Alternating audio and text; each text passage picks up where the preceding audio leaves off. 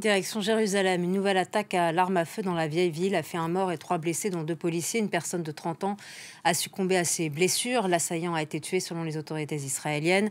De nombreux policiers sont déployés dans la vieille ville. On retrouve tout de suite Gwendoline de Bono, notre correspondante à Jérusalem. Que savez-vous de cette attaque ?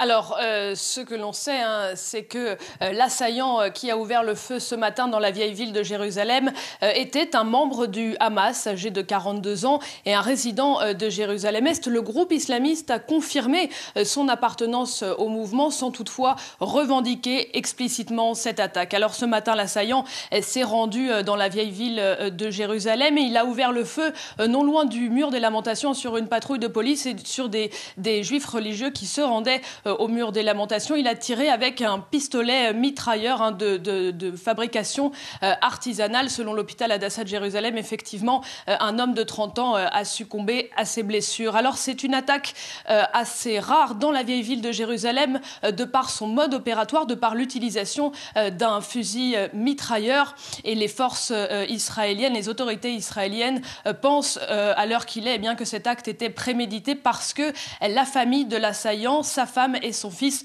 ont quitté le territoire depuis plusieurs jours. Il faut noter que c'est la deuxième attaque dans la vieille ville en moins d'une semaine, puisque mercredi dernier, un Palestinien âgé de 16 ans avait attaqué des policiers au couteau avant d'être abattu dans la vieille ville par des forces de police. Vous disiez un mode opératoire assez rare. Comment expliquer, analyser cette recrudescence d'attaques dans la vieille ville ?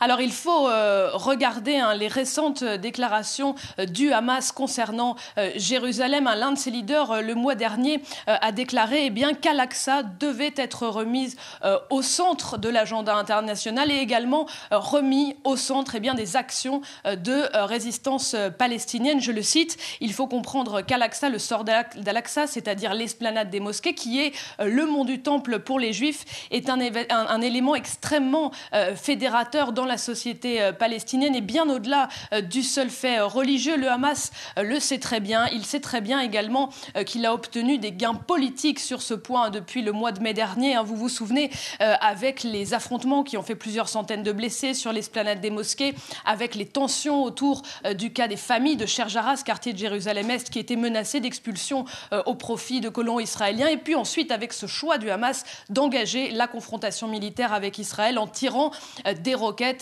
sur la région de Jérusalem. Depuis, Jérusalem est redevenu l'épicentre du conflit. Ces dernières semaines, le Hamas s'est par exemple élevé également contre le fait que des juifs militants viennent prier sur l'esplanade des mosquées, qui est pour eux le mont du temple. Et c'est à la lumière de ces récentes déclarations et de ce contexte qu'il faut regarder ces deux attaques dans la vieille ville de Jérusalem. Merci beaucoup Gwendoline de Bono pour votre analyse. Merci à vous.